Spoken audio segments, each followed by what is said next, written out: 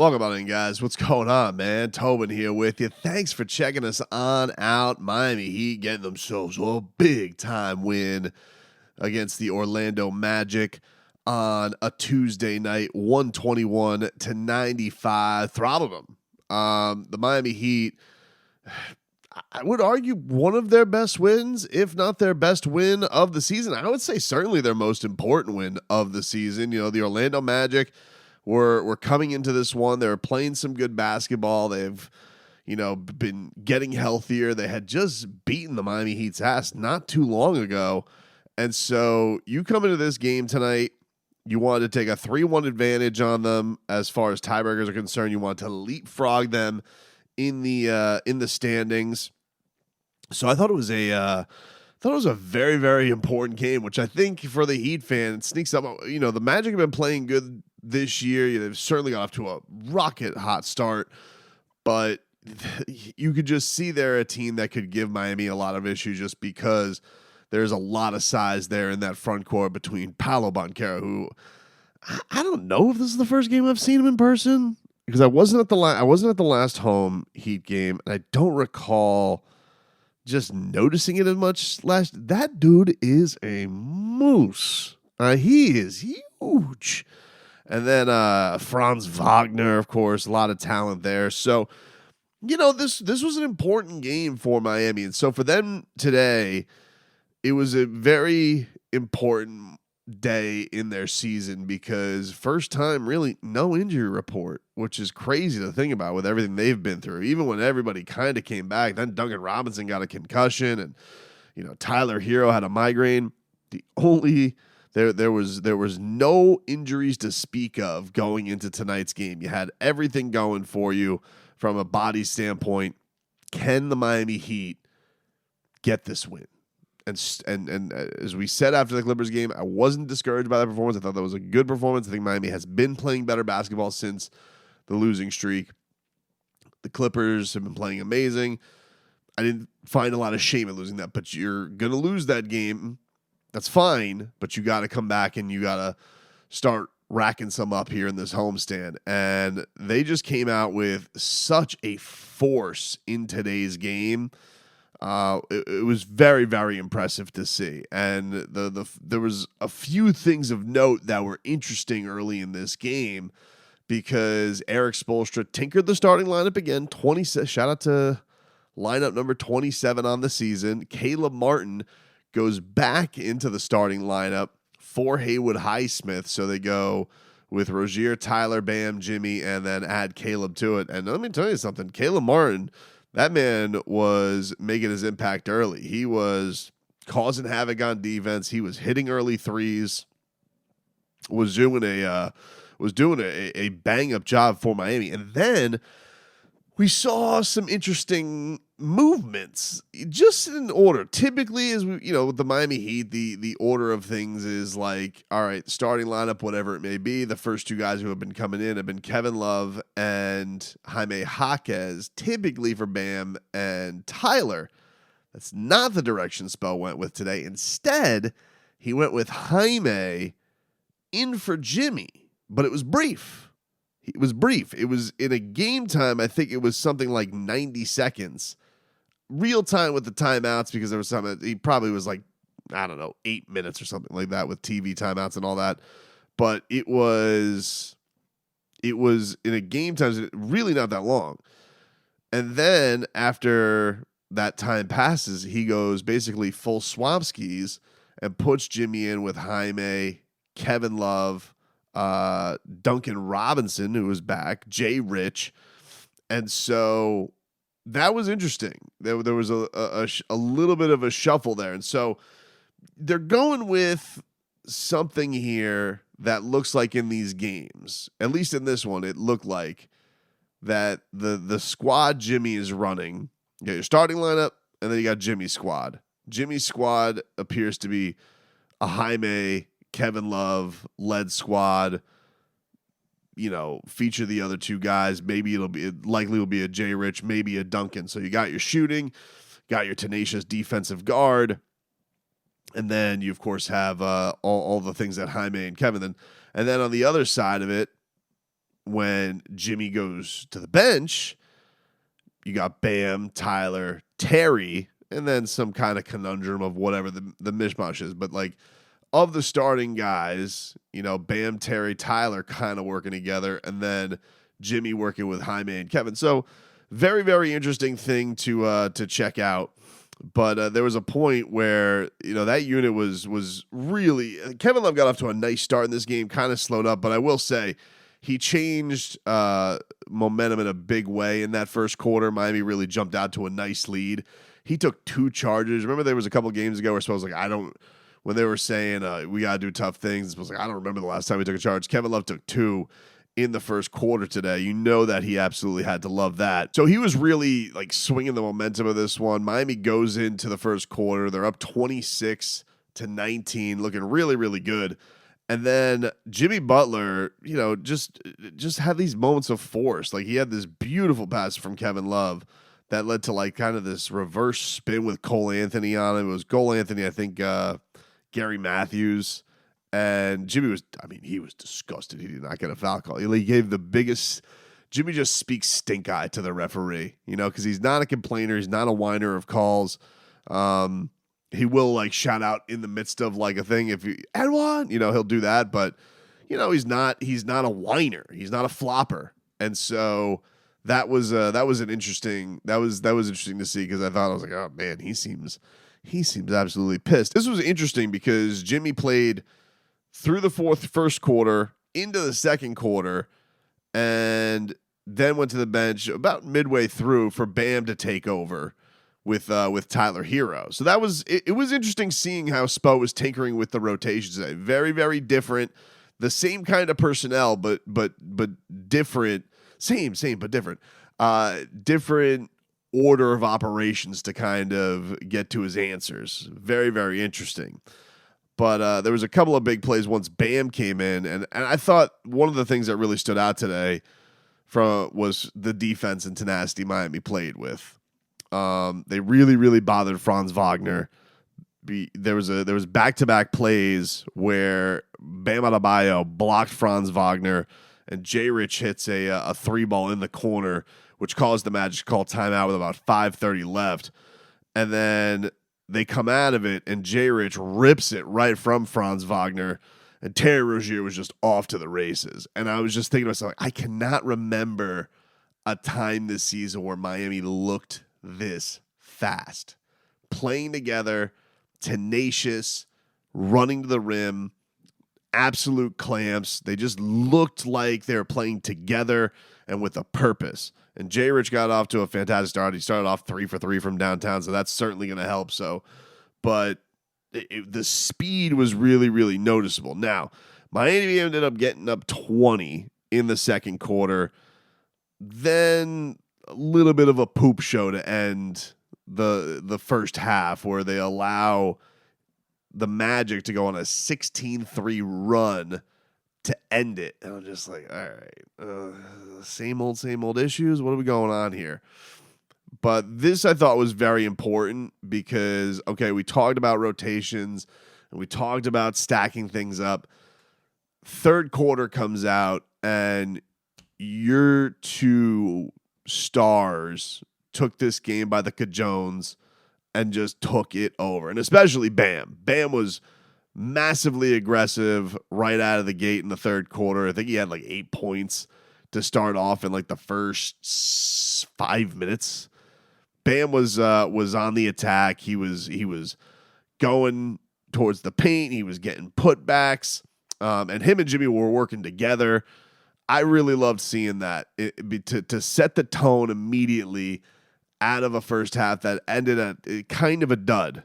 First of all, you came out of halftime and just the most beautiful thing happened, which is a Caleb Martin long 2 foot on the 3-point line. Most unstoppable shot in basketball. You can only hope to contain him. All right. It was, and I'm just like, you know what? That might be a good homage to what is going to happen here because of Caleb Martin. But then, Bam comes in, he gets a putback. And you start it, you're like, all right, this is kind of going back and forth because Wendell Carter was getting some threes. Terry Rozier answered back with his own. And then Bam was just going nice and aggressive. I really love seeing it. I love seeing Jimmy find him open. So that to me was really, really huge for Miami in this whole regard. But after that, it was really a beautiful case of it just felt like they always were trying to make Franz Wagner very, very uncomfortable today. And I know their coach was complaining a little bit about this today, that he felt there was a lot of reaching. They weren't getting the calls. Banchero got to the free throw line a ton. Look, I get it. He's a Moose. Maybe you don't feel like he's getting all the calls that even he should, because it's hard to stop him. But it was very much bothering Franz Wagner. There was one where like Caleb and Jimmy just got like right after him. And, Jimmy was even like, on the ground going after a loose ball. I'm just like, man, I love seeing that from Jimmy. I love seeing that effort right away. And they end up calling timeout because Caleb goes down there. He throws a lob way too hot for Bam. But they come out of it and immediately Bam slammed to put them up. What was it? They were up 14 at that point.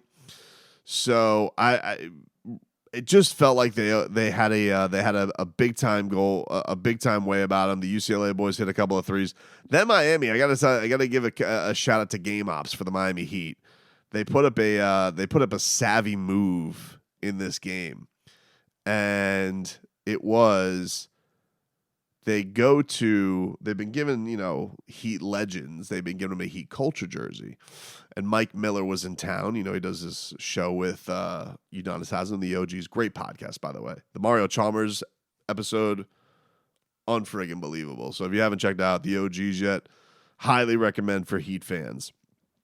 But Mike Miller is Paolo Banchero's agent. And it was hilarious because he's sitting next to the Magic bench. And the Miami Heat are just like, ladies and gentlemen, Mike Miller. 1, 2, 3, 7 threes in a game 5. Finals hero, Mike Miller, and he's getting a hero's welcome. But you could tell, like, this is a little weird because it's my guy, Paolo, over there. So, it hits a little bit of a rut with this, and it was even a point where, like, you ever go to a sporting event and fans are kind of trying to entertain themselves because it gets a little non-competitive, and they start like putting their phones in the. I've seen this at fights before. It's a big thing at UFC. Like if a fight is boring, the fans will they'll either do the Ric Flair woo, or they'll start just doing this with the match. I don't know where that started. I'm imagining it probably started in like European soccer if a match sucked, but I've seen it at UFC before where like if a match sucks, they start playing with it. And there was like 25% of the fans that started doing this. This is before swag surfing, by the way. So food for thought. Or it was a little bit weird. So Miami finishes the third quarter. They're up 96-75.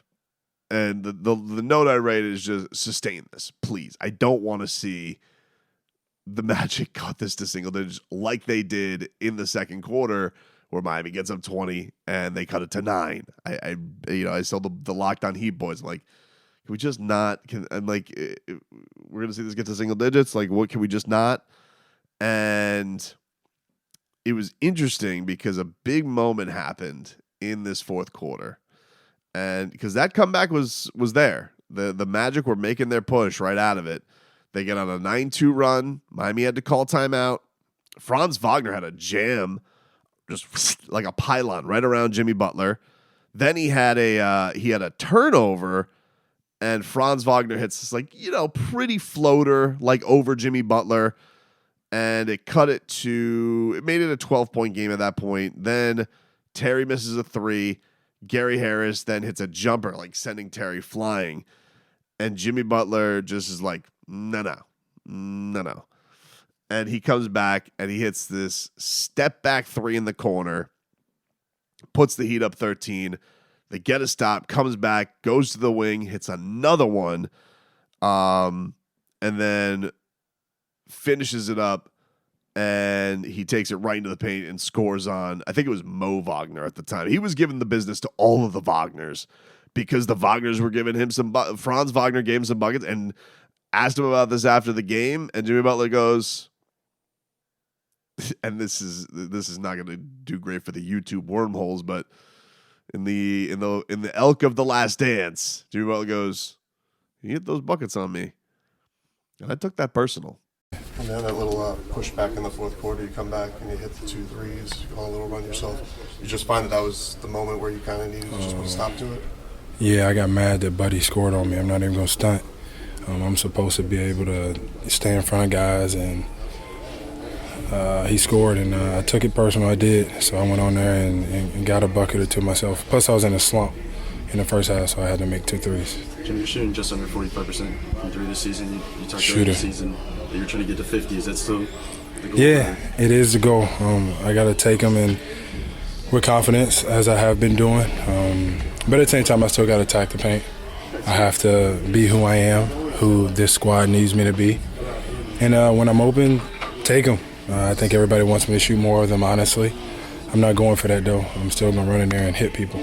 By the way, he is, he just gets into that mode where he hits that 3-point shot. He has been impressive with that today. Jimmy Butler's numbers now on 3-pointers. I think he's at like 45%, but let me see if I, excuse me.